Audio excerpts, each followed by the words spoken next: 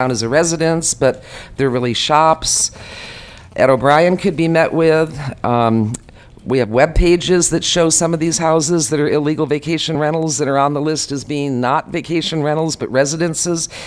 And we think we're about 25 off. We think that there's 374 residences today instead of 399. So we're off by about 25. So without getting accurate numbers that we all agree on, the other 13 points today are kind of crazy to go into because we don't have a baseline that we all agree on, or at least that I don't agree on. We've got to find a way to reconcile the data. In fact, the MCCSD says there's only 26 vacation rentals on their list, where the county says there's 44 or something. So the lists don't jive at all. Okay, number 2. My impression was that the planning team was only supposed to look at tables 2 and 3, which are the oranges and the bananas, and not table 1 about the hotels and inns, because only the oranges and bananas are the ones that this 13-to-1 ratio apply to, and not to the hotels. There was somebody in here earlier that said, well, why don't you give me a room in my hotel instead of giving it to Johnny that wants to have a vacation rental house? And that's why I'm trying to make it very clear that the apples are separate from the oranges and bananas. And I don't know what it means by to update a table. How do you update a table? Do you put all the illegal ones on the table? I mean, the table is the table.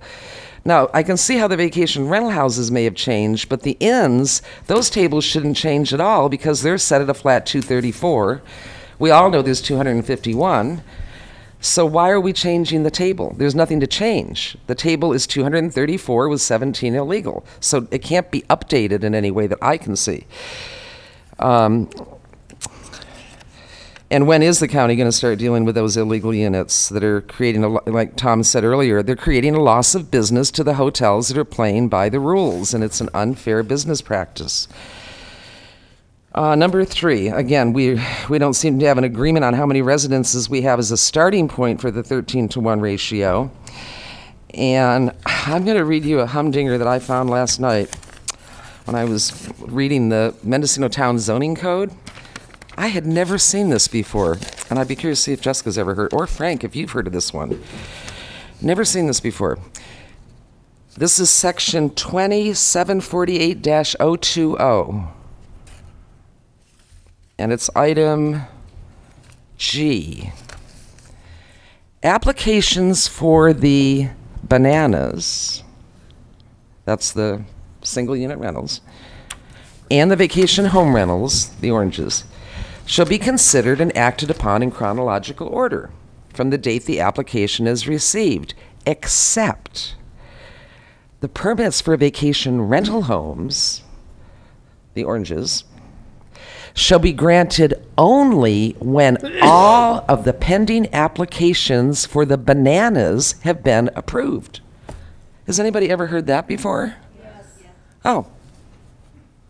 Well, I never heard that before. So that's an interesting concept. On the waiting list, do we have a lot of SURs, and should they be filled up first? Wow, I'd never seen that before.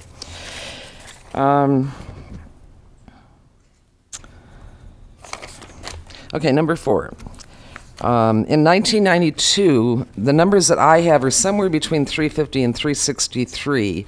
Jessica and I are thinking that might be the Arts Center, the 13 units at the Arts Center that are the difference, but I think we're all in agreement that it was not 306 back in 1989 or 1992, that it was somewhere between 350 and 363.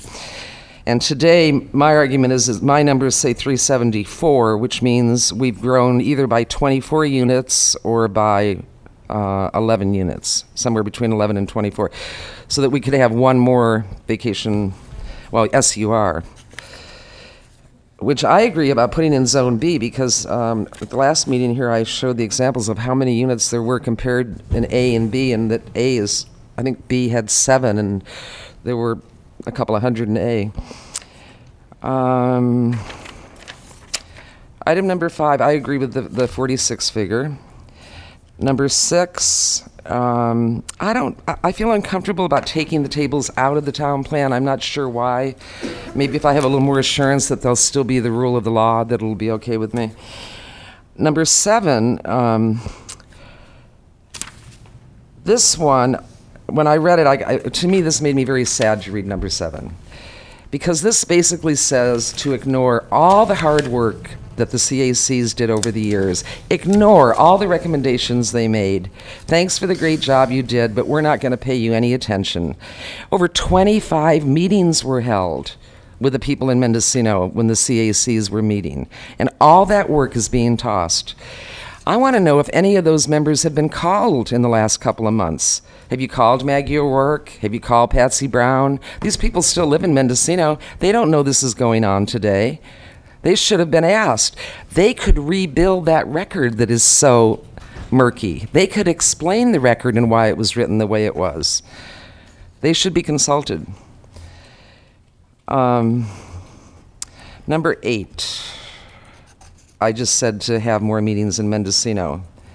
But again, it makes me wonder why, if you're ignoring the 25 meetings we had before, are you going to take input this time and listen to it?